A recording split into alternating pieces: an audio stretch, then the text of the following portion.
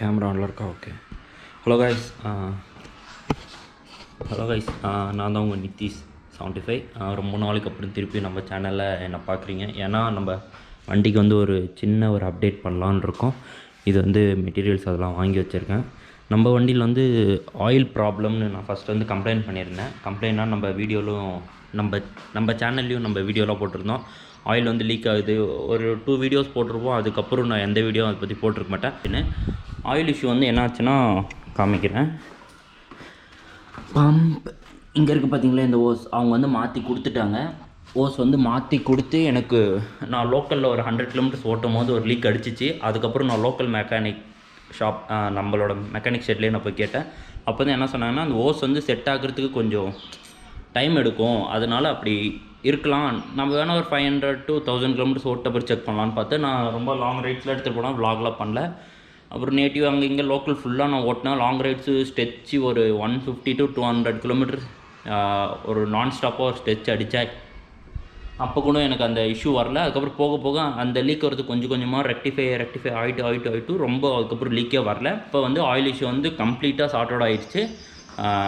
நம்ம அது வந்து ஷோரூம் சைடு கூட நம்ம போய் சொல்லியிருப்போம், லைக் இது மாதிரி லைட்டாக லீக் இருக்குதுன்னு சொல்லும்போது அவங்க என்ன சொன்னாங்கன்னா, இன்னொரு வாட்டி நீங்கள் எடுத்துகிட்டு வாங்க, நம்ம பேஸ்ட் போட்டு பார்க்கலாம் அப்படின்னு சொன்னாங்க.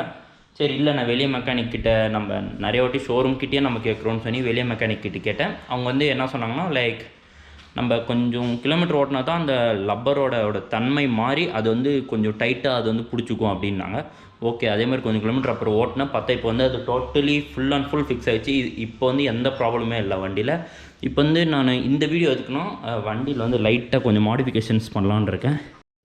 இதுதான் பைக்குக்கு வந்து நம்ம மாடிஃபை போகிற ஸ்பேரு 4 ஐட்டம். இது வந்து ஆக்ட்ராய்ஸில் இந்த பிராண்டில் வந்து நம்ம இண்டிகேட்டர் 4 இண்டிகேட்டர் வாங்கியிருக்கோம்.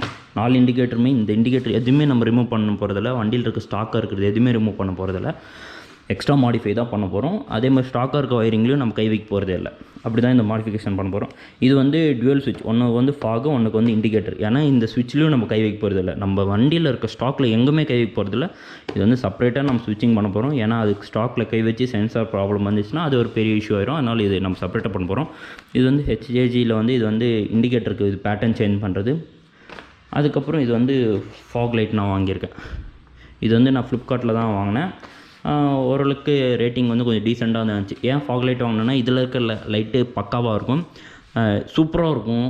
ஆனால் நான் வந்து லைக் கட் அடிக்கும் போது இது ஃபேட் பைக்னால ஃபோக்கஸ் வந்து ஸ்ட்ரெயிட்டாக தான் இருக்கும். கட்டிங்கில் வந்து இந்த வீல் டர்ன் ஆகும்போது லைட் வந்து செப்பரேட்டாக டர்ன் ஆகுது. அது வந்து நேக்கடு பைக்கில் தான் இருக்கும்.